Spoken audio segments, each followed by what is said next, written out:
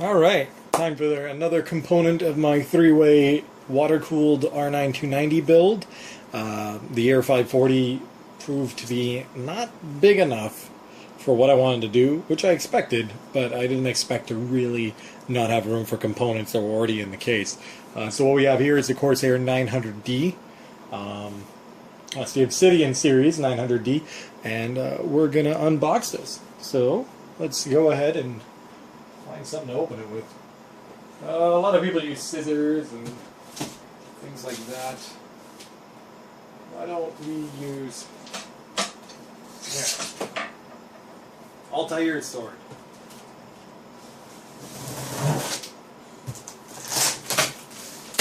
That'll work. Too bad it's blunt. There you go. Perfect. Better than just hanging on the wall. Okay. So, first of all, here's the box. This is the front of the box. There's the side, if that's in the picture at all. Yep. And then here's the back. And it sort of gives you a breakdown of what components come with it and yada yada yada. So let's go ahead and open this. Inside, it's fairly well packed. Really big, thick foam. Oh yeah, that's on there. You know what I'm going to have to do is I'm going to have to close this and open it from the bottom. So we'll come back in a moment. Maybe find another cool thing to open it up with. We'll use Wolverine claws here. Just more stupid shit.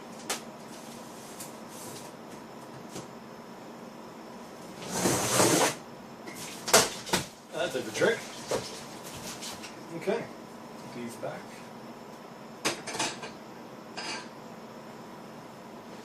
Alright. So open that. Yes. It's a pretty heavy case.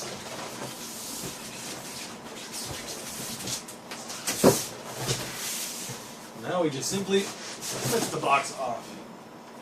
Yeah, much easier. Okay. So here we have the tower. Adjust this a bit. There we go.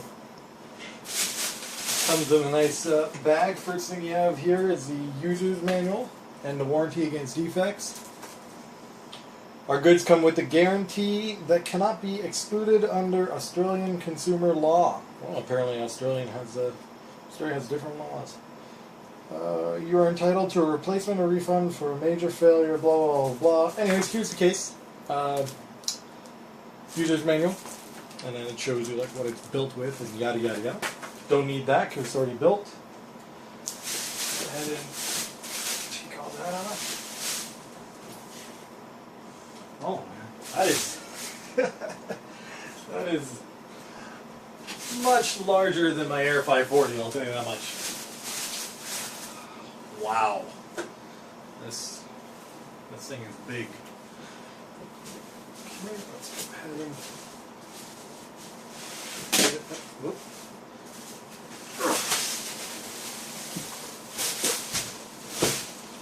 Oh crap.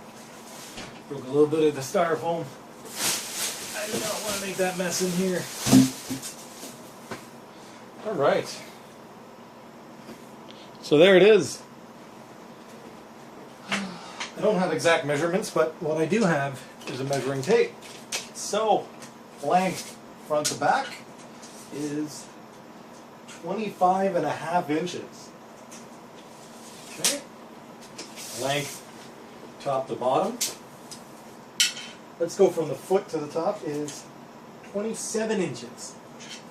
And depth from side to side, just shy of 10 inches.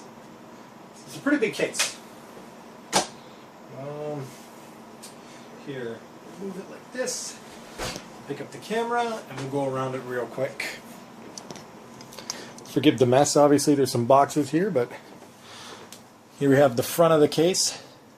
Everything's sort of taped up and clean. It's got all the plastic on it. It's full metal for the most part. I think there's some plastic on it. Not too sure, but here it is from the bottom to the top.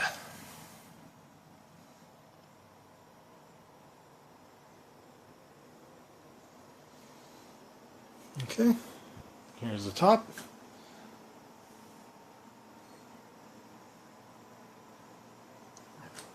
And here's the side with the window. So you get a really good view of everything that's in there. This is the basement. Has a magnetic dust filter. That's pretty neat. Easy to take out and clean. You got hot swappable. Are they hot swappable? I think they're just easy to remove drive bays. You got 1, 2, 3, 4, 5, 6 hard drive bays in the bottom. Those are all the connections to the front. Here's where the power supply would go. You have space for 2 power supplies, actually. That's pretty cool. I could maybe run my 1500 watt and my 1200 watt, but it would be pretty pointless. Other side also has a door that comes down, which has a removable dust filter that's magnetic. This side of the bay, the basement is going to house a 480 millimeter rad. The top's going to have a 360. Where that fan is, there's going to be a 120. Reservoir is going to go right about here. 3 cards are going to be there. Let me just give you an example. Okay, so let's close this. All right, so that's that case there that we're going to. And this is the case we're coming from. It is an Air 540 from Corsair again, but it's much too small for what I want to do. Like my third card's not even in there. It's in the box over there. Well, as you guys can probably tell, this is going to be a 2-part video. You've already seen the first part of me unboxing the case and quickly giving you a look at what it looks like, but I never really took it apart, and I've done that now. Now the case is stripped apart. I got the chassis set up for exactly what I want to do with it. I removed all the drive bays, put the brackets for the 480 rads. I switched around where the power supply goes. I think I'm going to switch it back because I want the rad that's in the basement of the case in a certain spot. But I'm going to quickly go over the case itself and, the space inside, because I did never open it in the first part of this video. So that's why I'm wearing something different, and it's like sunny out. So let's go ahead and get into that. So here we are down on the floor.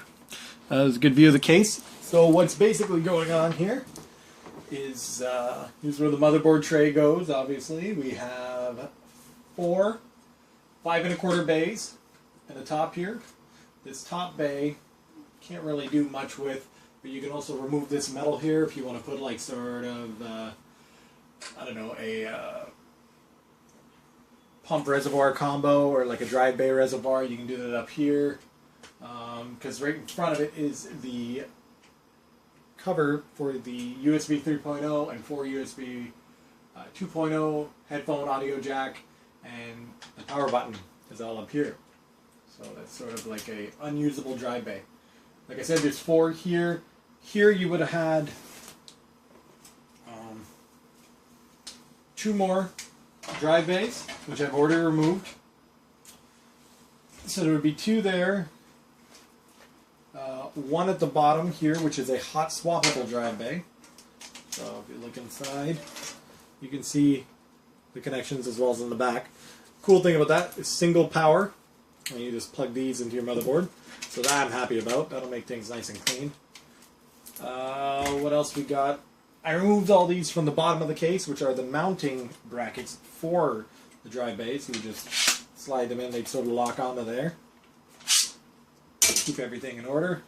Came with a box of components, like screws, standoffs, little Allen key, things I love a lot, which is zip ties. That I'm happy about. Can't have enough zip ties. What else? Case comes with 320mm fans in the front area here. Those are probably going to be removed, and we're going to use the AF 120s that have the red LEDs in them from my black box build. That's why I decided to call it. Every system seems to have a name on YouTube, so I called that one the black box. This one's going to be... I will call her the big bitch for now. So I'm going to be taking the fans from that, putting them in here, so I'll be getting rid of these. The 120 rad's going to go here, what I'm thinking. I might put the 360 here, and then the 480 on the bottom, but I feel like they might conflict. So I'm probably going to be putting the 360 up top with a pull configuration, not push-pull. The 120 is going to go here, so I'm going to go 360 into the 120, into the CPU block, into the top of the cards, out at the bottom into the 480 to the pump to the reservoir to the 360. We're going to lay it out and it's going to look nice, but once it's in there is when we're really going to figure it out. But definitely the reservoir I want in the case, visible up here, not like on the Air 540 where it's in the back. Like, that's a big reason why I wanted to switch cases. Let's go ahead and move in closer here. Give you a better look. So here's the expansion bays, 4 of them. We got up here this. That's what covers it. And then button for power. Here's those fans. Other side, like I said, I had all those extra drive bays there. I removed them all. The bottom was the same thing, was the hot swap bay, extra drive bays, and then power supply. This is the bracket for the radiator. I'm trying to figure out which side I want it on, which I think it's going to go on that side, and I'm going to have to switch this back over. Yeah, I think that's what I'm going to end up doing. This way, or no, sorry.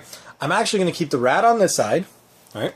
Because if you look here, where I have it opened, that's where the power supply is going to be going. Or would be going with that open. But then that means that all the modular cables have to go back and then up. Whereas if I have it over there, on the furthest one, they're going to go straight up. It's going to keep it a lot cleaner. So the 480 is going to go this side. I'm going to move that bracket or cover back over. Power supply is going to go over there. Pump's going to be over here. Pump's going to go up to the reservoir. And then we'll figure out a way. Maybe I'll mount the 360 this way, have it go straight in, and maybe run the hoses to the back, put a 90-degree fitting on the 120, and have it run straight into that. It's all, we'll figure it out. It's going to be clean. It's going to be nice. That's for sure. Let's see. These are cool. This is magnetic. I think I showed you that in the first part, but then that just stays with magnets, and then you just push this and pull it, and that pushes it away and makes it easy for you to open. A lot of people have been complaining about quality issues on this case, and I've seen like Hardware Canucks dated one where they received the case and it was all broken and stuff, but I have no issue. They also had a big issue with the side panel release because it's all toolless.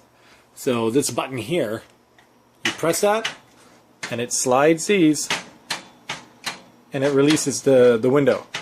Theirs would go in and wouldn't come back, and you have to like physically pull it back. I'm not having those issues whatsoever. Exact same on the other side.